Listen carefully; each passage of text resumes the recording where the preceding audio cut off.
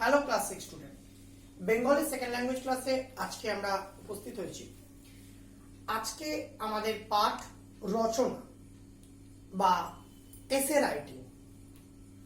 রচনা আমাদের পরীক্ষার জন্য, তোমাদের বার্ষিক পরীক্ষার জন্য রচনা আমরা তিনটে সিলেক্ট করেছি। তিনটে টপিক আছে, সেই তিনটে টপিক আমরা একটু প্রথমে দেখিনি কি কি টপিকগুলো আছে, তারপর আমরা একটু তার সম্পর্কে একটু সংক্ষিপ্ত আলোচনা করে নেব। তোমরা এর আগেও রচনা এসেছিল পরীক্ষা ফার্স্ট টার্মে, তোমরা অ্যাটেন্ড করেছিলে, লিখেছিলে। এখানেও সেম সেটাই তোমাদের করতে হবে। রচনা আমাদের সাধারণত পরীক্ষায় দুটো দেওয়া থাকে, দুটো, তার মধ্যে যে কোনো একটি তোমাদের লিখতে হবে, অপশন থাকে, যে কোনো একটি লিখতে হবে। সেখানে বাক্য নির্দিষ্ট করে দেওয়া থাকে, কতগুলি বাক্যের মধ্যে লিখবে। এটা তোমরা দেখেছো ফার্স্ট টাইমের কোশ্চেনে, তোমরা পেয়েছো। অ্যানুয়ালও সেম অ্যাজ এইভাবেই হবে, তোমাদের দুটি দেওয়া থাকবে, তার মধ্যে যে কোনো একটি তোমাদের অ্যাটেন্ড করতে হবে। আমাদের টোটাল টপিক হচ্ছে তিনটি। টপিকগুলি কি কি একটু দেখে নিই। প্রথম টপিক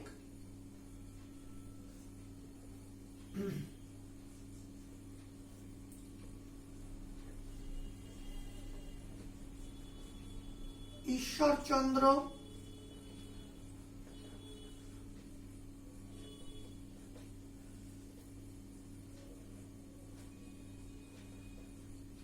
বিদ্যাসাগর।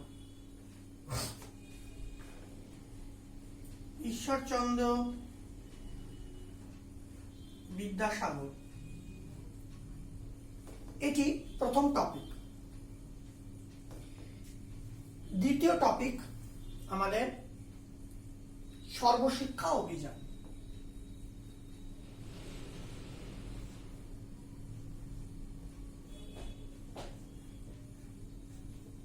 সর্বশিক্ষা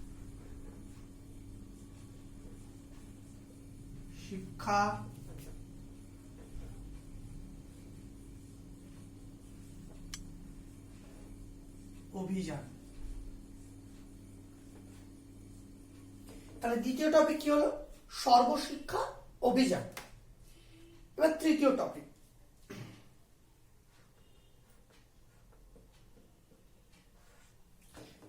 হচ্ছে বৃক্ষরোপণ উৎসব।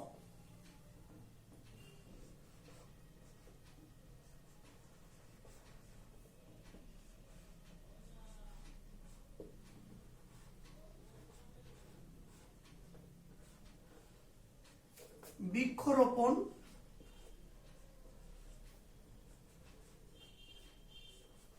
উৎসব। গাছ লাগাও,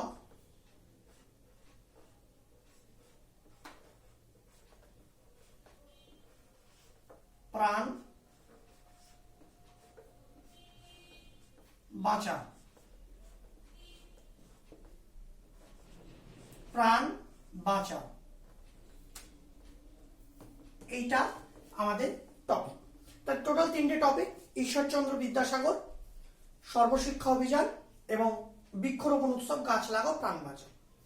প্রত্যেকটি টপিক তোমাদের বইতে আছে, নিশ্চয়ই ব্যাকরণ বইতে তোমরা পাবে, সেখান থেকে তোমরা পড়বে।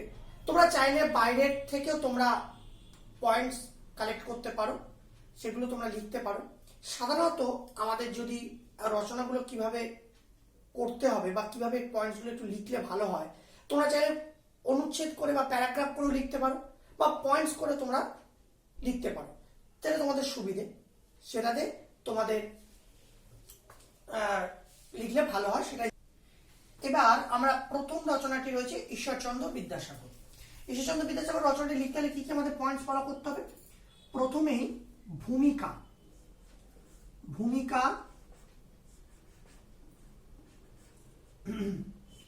তারপরে হচ্ছে জন্ম পরিচয়,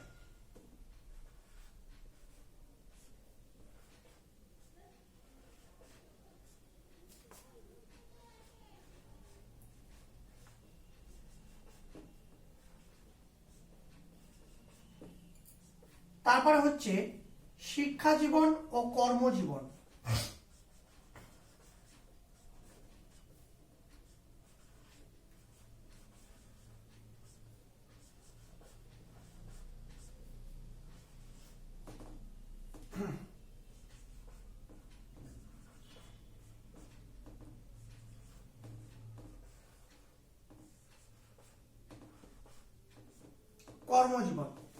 ভূমিকা, জন্ম পরিচয় বা বংশ পরিচয়, শিক্ষা জীবন ও কর্মজীবন, এবং বিদ্যাসাগরের সামাজিক দায়বদ্ধতা, এটা লিখতে পারে একটা পয়েন্টস হিসেবে।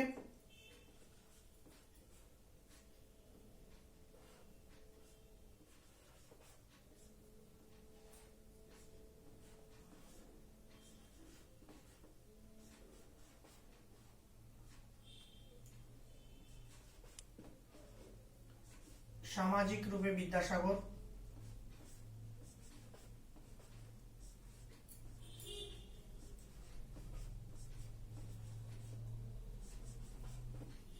এবং শেষে গিয়ে উপসংহার।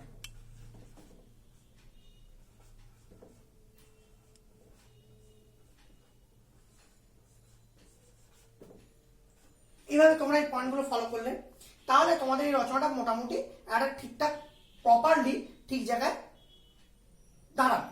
তাহলে তোমরা পরীক্ষাতে ওইভাবেই তোমরা ফলো আপ করবে, এবং তোমরা চাইলে এই পয়েন্টসগুলো দিয়েও লিখতে পারো, চাইলে এগুলোকে প্যারাগ্রাফের মধ্যে দিয়ে তোমরা সেই অনুযায়ী প্যারাগ্রাফগুলো লিখতে পারো। তাহলে মোটামুটি ভূমিকা, জনপরিচয়, শিক্ষা জীবন ও কর্মজীবন, সামাজিক রূপে বিদ্যাসাগর, উপসংহার, এইভাবে তোমরা এই রচনাটি লিখবে। এবার আমরা পরের রচনাটি দেখব। এবার আমরা সর্বশিক্ষা অভিযান এই রচনাটি কিছু পয়েন্ট দেখে নেব। যেমন প্রথমেই ভূমিকা।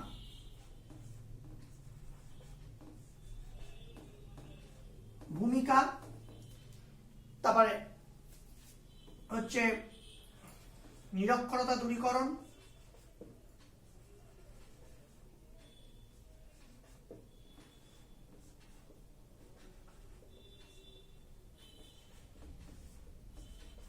নিরক্ষরতা দূরীকরণ। তারপরের পয়েন্ট দিতে পারি আমরা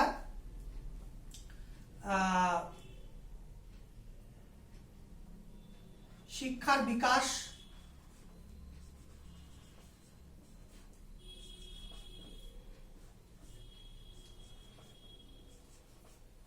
শিক্ষার বিকাশে সমাজের ভূমিকা, শিক্ষার বিকাশে সমাজ। তারপরে পয়েন্ট দিতে পারি সরকারি পদক্ষেপ,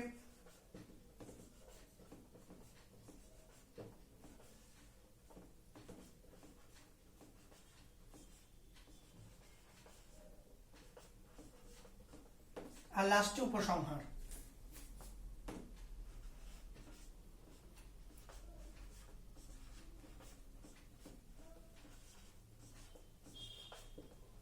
তাহলে আমরা কি কি পেলাম?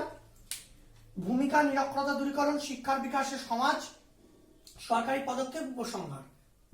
এই পয়েন্টগুলোকে ফলো করে আমাদের এই রচনাটি লিখতে হবে, এবং এইভাবে লিখলে আমরা মোটামুটি একটা ঠিকঠাক রচনা লিখতে পারবো সর্বশিক্ষা অভিযানটা নিয়ে। এই রচনাটা লিখলে পারে আমরা আমাদের যখন এই রচনাটি আমরা অ্যাটেন্ড করি, তাহলে এই রচনার যে পয়েন্টসগুলো আমরা বললাম সেই পয়েন্টসগুলোকে আমরা পয়েন্টস হিসেবে লিখতে পারি, বা এগুলোকে প্যারাগ্রাফ করে আমরা লিখতে পারি। এবার আমরা নেক্সট দেখে নেব বৃক্ষরোপণ উৎসব, গাছ লাগাও প্রাণ বাঁচাও রচনাটি। এবার আমরা এই রচনাটি পয়েন্টসগুলো দেখে নেব।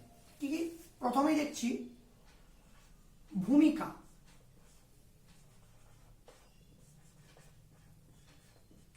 তারপরে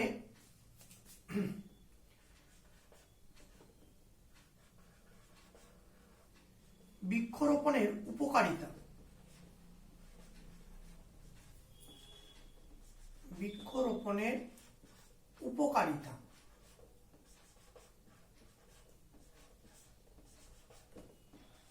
বৃক্ষরোপণের উপকারিতা। এরপরে পয়েন্ট হচ্ছে বৃক্ষচ্ছেদন।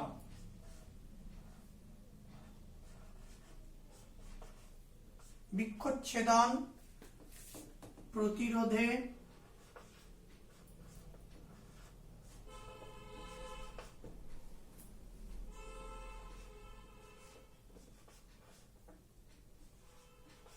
সমাজের দৃষ্টিভঙ্গি।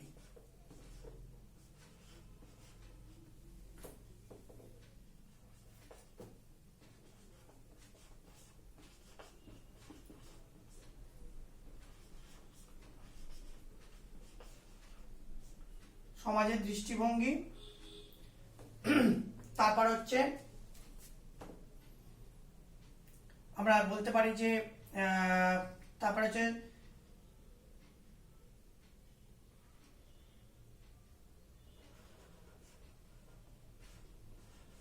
গাছ অক্সিজেনের উৎস, এটা আমরা একটা পয়েন্ট করতে পারি। গাছ অক্সিজেনের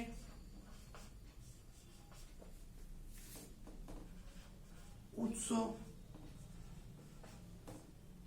আর লাস্টে উপসংহার।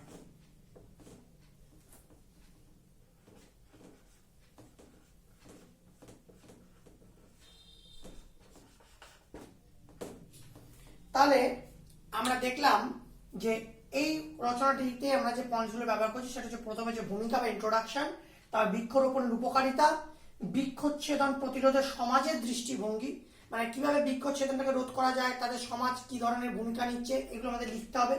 এবং গাছ যে অক্সিজেনের একটা বিশাল উৎস সেইটাকে আমাদের ভালো করে মনে রাখতে হবে এবং সেটা নিয়ে আমাদের লিখতে হবে। এবং লাস্ট থেকে উপসংহার বা কনক্লুশন। তাহলে এইভাবে যদি আমরা এই পয়েন্টগুলোকে ফলো আপ করি তাহলে আমাদের এই রচনাটা ঠিকঠাক লেখা হবে। এবং প্রত্যেকটি তিনটে রচনার ক্ষেত্রে আমরা যে পয়েন্টসগুলো বললাম এই পয়েন্টসগুলো মাথায় রেখে যদি আমরা পয়েন্টস ওয়াইজ লিখি বা প্যারাগ্রাফে ভাগ করে করে লিখি তাহলে রচনাগুলো খুব সুন্দর একটা তৈরি হবে। রচনাগুলো আমরা তোমরা যখন লিখবে সেটা ভালো একটা জায়গায় ভালো লিখতে পারবে এবং লেখার প্রত্যেকটি বিন্যাস ভালো হবে। এবং আমি বলবো তোমরা নিশ্চয়ই এই রচনাগুলি তোমাদের বই থেকে পড়বে। এছাড়াও তোমরা চাইলে বাইরে থেকেও কোনো পয়েন্টস জোগাড় করতে পারো, সেখান থেকেও তোমরা সেই পয়েন্টসগুলোকে নিয়ে রচনা ইনক্লুড করতে পারো, কোনো অসুবিধা নেই। ভালো করে রচনাগুলো পড়বে, বুঝবে এবং জানার চেষ্টা করবে, তাহলে তোমাদের রচনাগুলো লিখতে সুবিধা হবে। ধন্যবাদ।